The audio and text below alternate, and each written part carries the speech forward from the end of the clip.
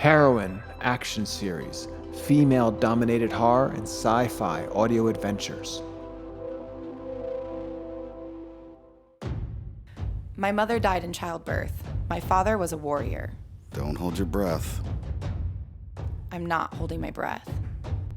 When you hold your breath, your body tenses, your muscles shake, and your shot is off.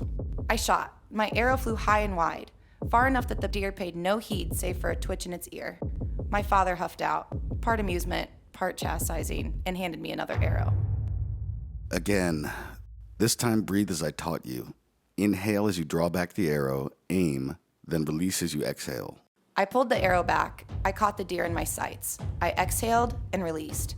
My arrow flew true and caught the buck in the side. The buck jumped and ran. My father and I scrambled after. My tribe lived in the time before science and math, the time of gods, demons, monsters, and their legends. Our tribe lived in a valley next to a large mountain. The valley was our territory. My father and I knew every dip in stone and shady glen that could be used for cover. I learned to read the leaves and tracks of the animals that lived here. Some of the young boys in the village took a romantic notion of the hunt. They spoke of the glory in the kill, the lift of the arrow and the fall of the prey. That is not how a hunt worked. My father taught me that. Humans did not have the strength of the bear or the speed of the deer. We could not see into the blackness of night or glide through the forest like a falcon. People had two things that gave them an edge. Humans could learn, and humans could persist. Tell me the first truth. We kill what we eat. Why? Because in death there is life, and in life there is death. As one day we will die and feed the Great Mother and her children, so too until that day the Great Mother and her children feed us. One day. But not today. The deer lay on its side, chest heaving. My father drew his knife. He looked at the deer, then to me. He handed me the knife. I held it reverently. Put him down. Are you sure? It's your kill. The elders say the final kill is a man's honor. My father looked amused and disappointed at the same time. So is hunting. Shall I leave you at home with the other children listening to your grandfather's nonsense? No. The final kill is a hunter's honor. Now finish this. I took the knife and approached the deer. His eyes locked on mine and I placed my free hand on his neck. I could feel the rhythm of his breath and his wild, erratic heartbeat. His fur was warm, and for a moment I remembered cuddling up next to my mother in the night, feeling her warmth against the cold. I closed my eyes to press down a sudden feeling of longing and grief. Then after a heartbeat, I opened my eyes and looked at the deer once again. In his eyes I could feel the fear. It was a cruelty to prolong that fear. I leaned in close and cut the buck's throat in the fashion I had witnessed my father do countless times. My hands moved on their own. It was as if I was watching myself from above my body. Then I was back in my own skin and finishing the job. Thank you for your death. My father was beside me. Together we prepared the deer for a trip back to camp. The buck was heavy. By the time we reached our village, it was mid-afternoon. A true warrior has a warrior's heart, mind, and soul. The vessel is irrelevant. He was frowned upon by the other men in the tribe. He taught me to hunt. He taught me to fish. He taught me how to use a spear and a knife. Some of the other children would tease me. My father taught me how to defend myself. The honey badger defeats the grizzly bear every time. Size and strength do not make a great warrior. Two older boys used to tease me, saying I was too manly for women's work. Sometimes they would make me cry. One day a boy sat next to me as I sharpened my knife. He poked me in the side and said I was doing it wrong. I tried to ignore him, but he kept poking me and laughing, so I grabbed his head by his hair and put the knife to his groin. I whispered in his ear. Looks sharp enough to me. He started crying and ran to his mother. She laughed in his face when he told her what happened. The boy stopped teasing me after that. After my mother died, my father decided not to take a new wife. My father was a fearsome warrior and a hunter that returned more often than not with game. On cold winter nights, it was easy to remember who fed you and easy to overlook any of their particularities, even if one of them was me. We brought the deer to the center of camp and prepared it. My father cut the choice pieces and laid them aside. As he wrapped the meat in a leaf, he glanced with a scowl to the shadow of the mountain. The mountain belonged to the wolf. We paid the wolf tribute, as did all hunters, leaving sacrificial gifts at the foot of the mountain each harvest, packages of smoked meats after each hunt. The wars began as they always do. Warriors found an invader in our lands and killed him. They left the body as a warning. The next day, one of the hunters did not return. When the other hunters went looking, they found him tied and torn between two trees. War had begun. It escalated after that. Bands of warriors would go out in search of the others. More often than not, they would return wounded, or not return at all. When the wars began, the tribute to the wolf stopped. Warring tribes killed most of the men and left many widows to starve in their wake.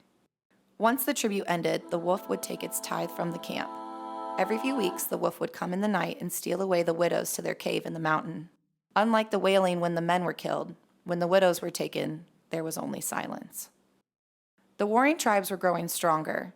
There were only a few of us left for their last attack. After the battle, my father did not come home.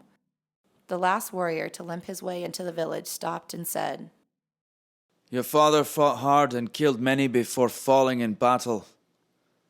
We will have to retrieve his body in the morning for a proper burial." I ran to the battlefield, tripping over corpses in the night.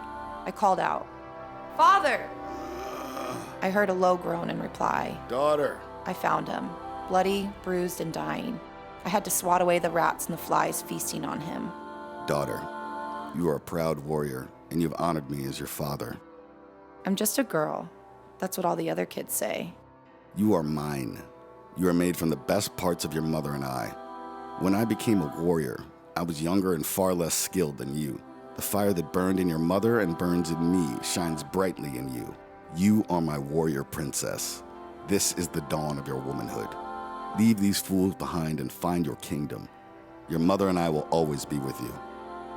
After he died, I sat with his body until the morning. I took his knife, spear, and beads.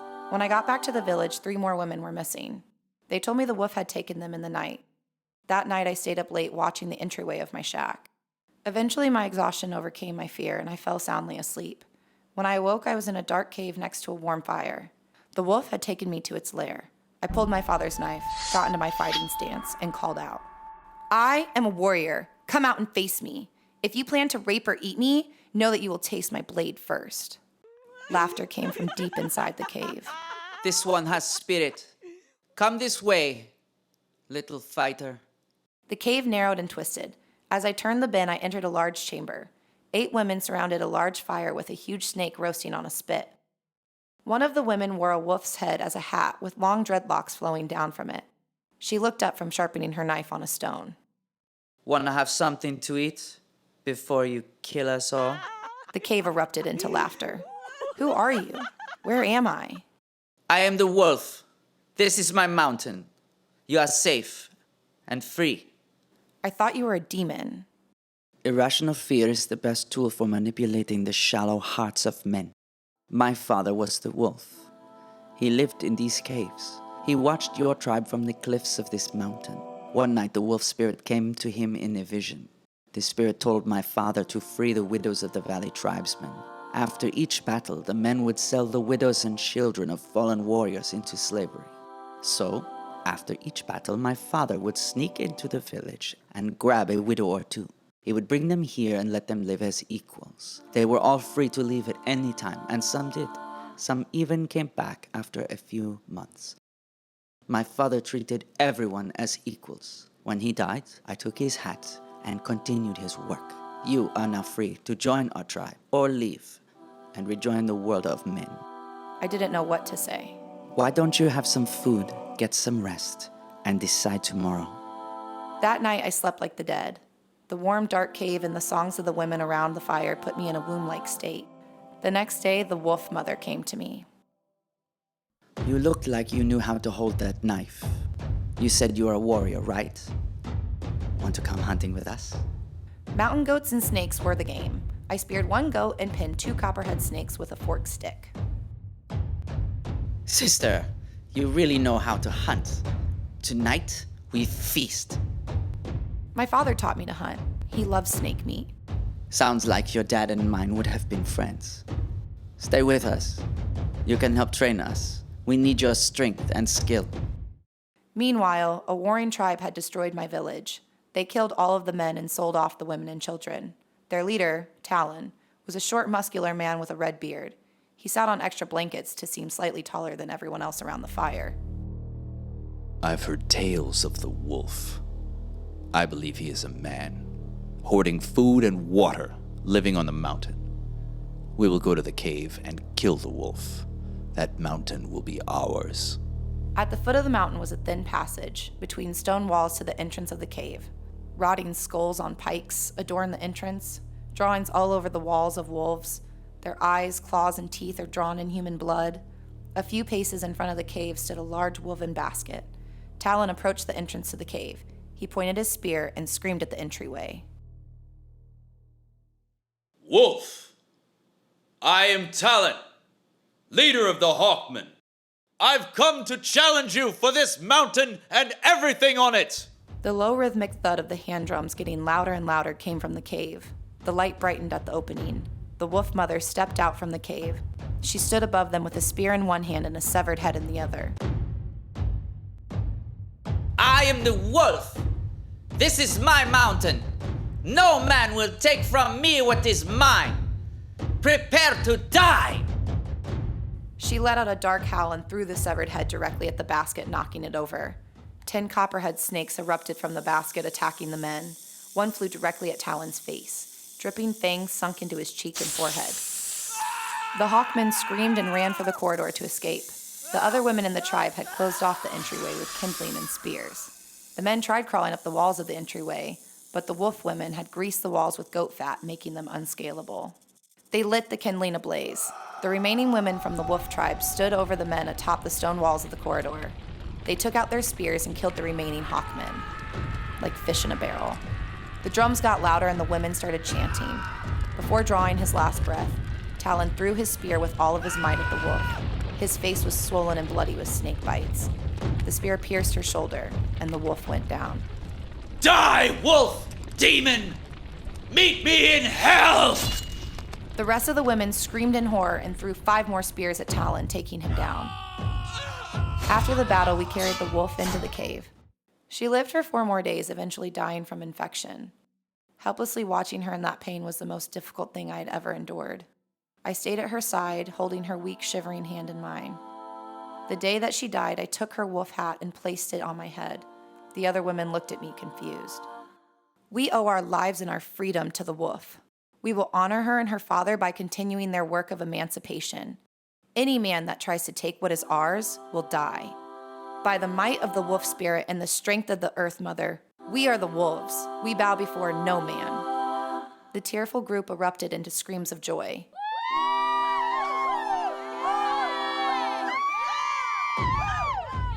The Hawkmen were a nomadic tribe. They lived in small tents made from bison skins. Only 2 sleepy guards were posted. This would be an easy win. The first guard heard a noise in the tall grass. As he walked towards the grass, a woman with a wolf hat ran up behind him and speared him through his throat. His screams were choked by the tip of the spear. He let out a few gargled whimpers as he fell to his knees, drowning in his own blood. The other guard heard the commotion. As he approached the tall grass, another woman with a wolf hat shot him through the mouth with a stone-tipped arrow. The Hawkmen's leader, Talon, had left a widow and 2 sons behind. His eldest, Sparrow, woke from his sound sleep to the smell of smoke. He heard screams from outside the tent as he shook his younger brother and mother awake. Fire! Fire! Their tent was an inferno. They made their way outside coughing. All the other tents were burning. The bodies of their slain tribesmen littered the ground.